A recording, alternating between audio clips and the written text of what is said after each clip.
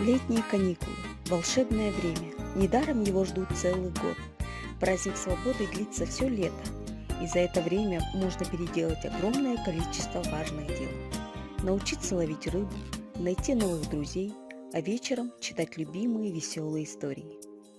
В рамках библиотечной программы летнего чтения «Библия каникулы» или «Лето с книгой» библиотека филиал номер 13 представляет вашему вниманию Библиофреш – новинки из книжной корзинки. Сәкен Иманов, Жәнібек атасы. Белгілі ақын Сәкен Иманасовтың бұл жинағына балаларға арналып жазылған өлеңдері мен әңгімелері, ертегілері, сонымен бірге орыс, белорус, қырғыз қаламгерлерінің шығармаларының әр жылдары аударылған туындылары топтастырылды. Заря Жуманова, Ақбота. Белгілі қаламгер Заря Жуманованың Ақбота дейтін кітабына енген шығармалары негізінен өскелең ұрпақ тақырыбын көбірек қаузайды. Жас өспірімдердің өмірі, арман тілегі кітаптың оң бойында тұнып тұрғаны байқалады. Ал жинақтың соңғы бөлімінде аударма саласынан бірер еңбектері топтастырылған. Жазушының ойлы да тәрбиелік, мән-мағынаға толы осынау еңбегі талғамы, нәзік талабы жоғары оқырманға арналған. Айғали Ертай, бокс қолғабынды жоғалтпа, бауырым. Жинаққа енген хикаяттар мен әңгімелердің тілі жеңіл, ыстық сезімге құрылған. Кейіпкерлерінің жан дүниелері бай шығармаларындағы оқиға желілері оқырмандарын жеңіл жетелеп отырады. Кітап тек балаларға емес, ересектерге де арналған. Шығармалары отаншылдыққа, имандылыққа тәрбиелейді. Ұлттың табиғаттың ең бастысы адамды сүюге үндейді. Елишка Горелова, құтты аяғым күшігім. Чех жазушысы Елишка Горелованың бұл шығармасы мектеп оқушыларының өміріне жазылған. Ізгі жүректі Радка Миленова, табиғатқа жанашыр Рудо Бақош және басқа балалар иесіз қалған ионашты қамқорлыққа алады. Олардың достығы, адалдығы шынайы суреттеледі. Вера Чаплина, «Мои питомцы. Рассказы о животных». Вера Васильевна Чаплина – писатель-анималист. Долгое время она работала в московском зоопарке и хорошо изучала повадки своих четвероногих подопечных. С одинаковым интересом Вера Чаплина следит за судьбой полярного медвежонка, который попал в зоопарк из московской квартиры, зайца-беляка или обыкновенного городского воробья. В книгу «Мои питомцы» вошел цикл рассказов Веры Чаплиной «Малышка», «Фомка, белый медвежонок» и многие другие. Произведения писательницы входят в программы обязательного и внеклассного чтения в школе. Александр Раскин. Как папа был маленьким. В смешных и веселых историях Александра Раскина все чистая правда. Все это, конечно, происходило с ним самим, когда он был маленьким. Но, может быть, кое-что присочинил совсем чуть-чуть. Его маленькой дочери теперь не просто поверить, что папа в детстве укрощал собаку, охотился на тигра и даже однажды укусил профессора, что он тоже когда-то опаздывал в школу, придумывал всякие небылицы для учителей, обижался на смешные прозвища, которые ему придумывали.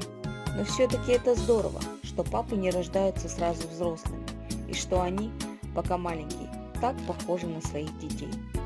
Рассказы о войне. В сборник рассказов о войне вошли произведения таких писателей, как Лев Касси, Арадий Погодин, Анатолий Митяев, Валентина Асеева, Константин Симонов, Алексей Толстой, Михаил Шолохов, Владимир Богомолов. Джилл Мерфи. Волшебные каникулы. Милдред отправилась на каникулы на морское побережье. Но отдых оказался вовсе не таким, как она себе представляла. Жить предстояло в угрюмом холодном замке, а погода не радовала солнечными днями. К тому же Милдред пришлось спрятать своего кота, которого она без разрешения привезла с собой. Жаклин Уилсон. 4 детей и чудовищ. У Розалинды худшие каникулы в ее жизни. Мама уехала на учебу, так что им с братом приходится торчать в гостях у папы и его новой жены. Конечно, это не беда. У Роуз полно с собой книг, и 2 недели она как-нибудь пережила бы, как вдруг появляется Шлепа, сводная сестра, и жизнь Робби и Роз превращается в настоящий кошмар. Справиться с эмоциональной, резкой, спортивной и сильной сестрицей совершенно невозможно. Но вот однажды дети находят в лесу кое-что необычное. Чтобы сохранить находку в тайне, хочешь не хочешь, а придется стать командой. Только удастся ли? Эдуард Веркин, черничная чайка. Приятно и просто быть как все, слушаться старших, прилежно учиться, работать над собой, чтобы стать гармоничной личностью. Но Антону Уткину это не подходит. На прекрасной и мирной земле будущего он официально признан самым трудным подростком северного полушария. Его перевоспитанием занимались лучшие педагоги, но разве можно изменить человека, который меняться не хочет? Начинающий злой гений всегда найдет чем заняться. Можно, например, угнать космический корабль. Они встретились лицом к лицу. 2 самых сложных подростка благополучной земли будущего. Автор рабовладельческого эксперимента Антон Уткин и борец за права угнетенных роботов Аврора Сон. Непримиримые идеологические противники сошлись в поединке за единственный в мире космический корабль, способный покинуть планету без разрешения властей, знаменитую черничную чайку. Кто из них выиграет затянувшуюся дуэль и впишет свое имя в дальнейшую историю космического пространства? Сьюзан Кулидж. Что Кэти делала в школе? Продолжение повести популярной американской писательницы Сьюзан Кулидж, чьи произведения являются классикой мировой детской литературы. На этот раз Кэти Карр оказывается в школе-пансионе, где ей предстоит снова проверить свои силы, а кроме того преодолеть несправедливость и вернуть свое доброе имя. Юрий Ситников. Кто стрелял в Дашкиного отца, известного журналиста Сергея Филатова? Почему в попытке убийства обвиняет его жену? Зачем кому-то понадобилось проводить обыск в квартире матери журналиста? И какое отношение ко всему имеет фотографии с изображением драгоценных паскальных яиц? Глеб, Люська и Димон начали расследование, попутно разбираясь в собственных делах, коих и дома, и в школе накопилось великое множество. Елена Янги. Транс. Психологический роман. Транс – мудрый, светлый, правительский роман об одиночестве, взрослении, духовном росте, взлетах и падениях жизни и счастья.